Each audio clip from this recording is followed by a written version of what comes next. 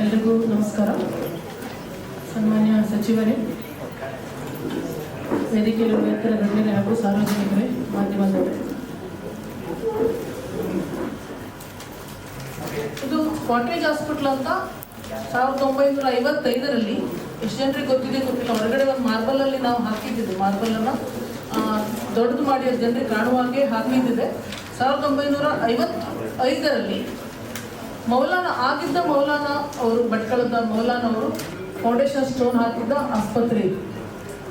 ಮುಂದಿನ ದಶಕಗಳಲ್ಲಿ ಒಂದು ಐ ಥಿಂಕ್ ಟಿಲ್ 1980ವರೆಗೆ ಪ್ರೈವೇಟ್ ಹಾಸ್ಪಿಟ್ಲು, ಪ್ರೈವೇಟ್ ಡಾಕ್ಟರ್ಗಳು ಅಂತ ಯಾರು ಭಟ್ಕಳದಲ್ಲಿ ಇದ್ದ ಕಾಲ ಅಲ್ಲ ಅದು. ಎಲ್ಲರೂ ಸರ್ಕಾರಿ ಆಸ್ಪತ್ರೆ ಅಂದರೆ ಕಾಟೇಜ್ ಆಸ್ಪತ್ರೆ ಅಂತ ಆಗ ಹೇಳ್ತಾ ಇರೋ ಆಸ್ಪತ್ರೆಯನ್ನು ನಂಬಿದ್ರು ಎಲ್ಲ ಸೇವೆಗಾಗಿ.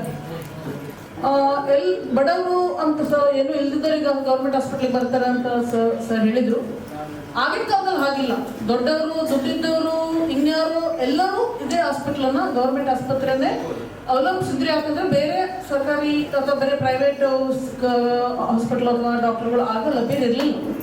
1980 ನಂತರ ಸರ್ಕಾರಿ ಆಸ್ಪತ್ರೆ ಬಿಟ್ಟು ಕೆಲವು ಕ್ಲಿನಿಕ್ಗಳು, ಕೆಲವು ನರ್ಸಿಂಗ್ ಹೋಮ್ಗಳು ಭಟ್ಕಳದಲ್ಲಿ ಬಂದವು.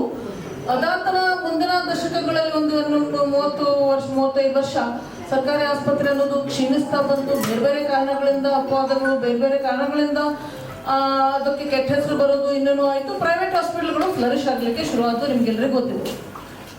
ಆಗ ಸರ್ಕಾರಿ ಆಸ್ಪತ್ರೆನ ನಿಮ್ಗೆ ಸರ್ ಹೇಳಿದ್ರು, ಈಗ ಏನು ಮಾಡಿದ್ರು, ಬೇರೆ ಮಾಡಬೇಕು ಅನ್ನೋದೊಂದು ಎಲ್ಲರ ಮನಸ್ಸಲ್ಲಿ ಇರ್ತದೆ. ನಾವು ಯಾಕೆ ಮಾಡೋದು, ಇನ್ಯಾರು ಮಾಡೋದು ಅಂತ.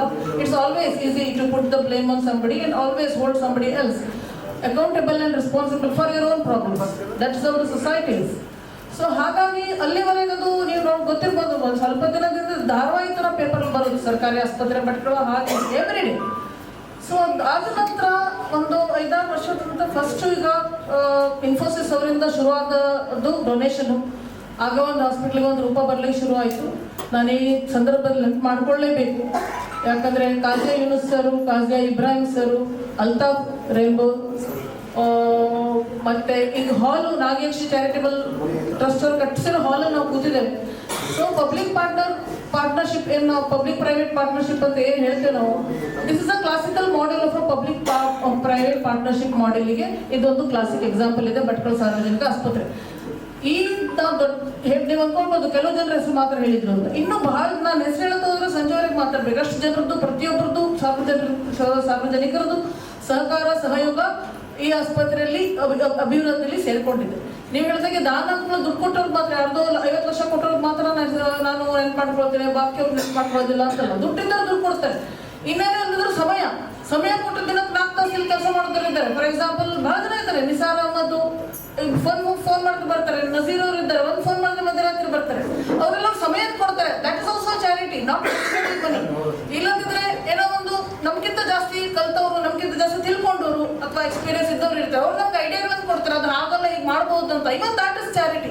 Somebody was more intelligent than us comes and gives you an advice to do it the right way. That also is a charity.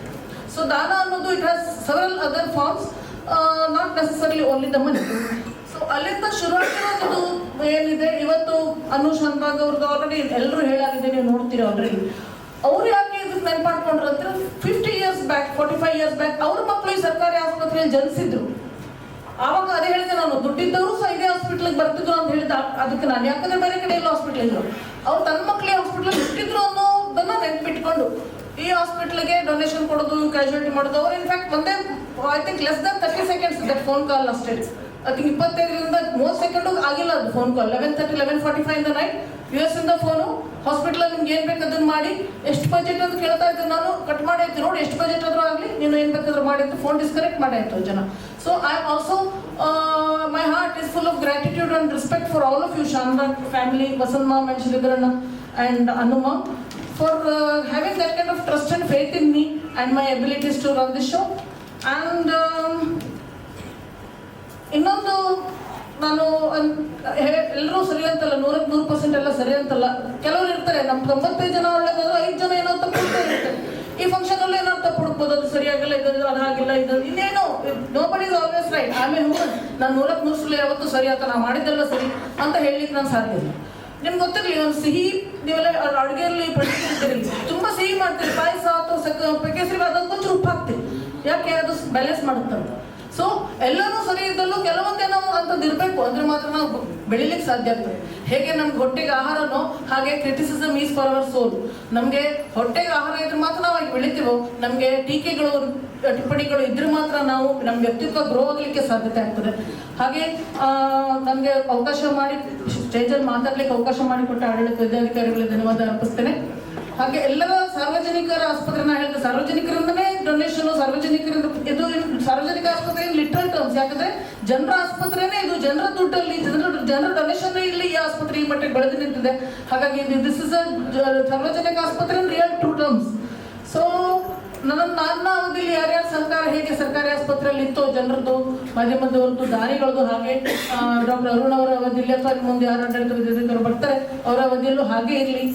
ನಾನು ಸರ್ಕಾರಿ ಆಸ್ಪತ್ರೆ ಜಾಬಲ್ಲಿ ಇಲ್ಲದೇ ಇರಲಿ, ಭಟ್ಕಳ ಸರ್ಕಾರಿ ಆಸ್ಪತ್ರೆ ನನ್ನ ಯಾವಾಗಲೂ ಅದರ ಏಳಿಗೆಗಾಗಿ ಏನಾದರೂ ನನ್ನಿಂದ ಆಗುವಂಥದ್ದಾದರೆ ಯಾವಾಗಲೂ ನಾನು ರೆಡಿ ಇರ್ತೇನೆ. ಅವಕಾಶಕ್ಕಾಗಿ ಧನ್ಯವಾದಗಳು. Thank you so much.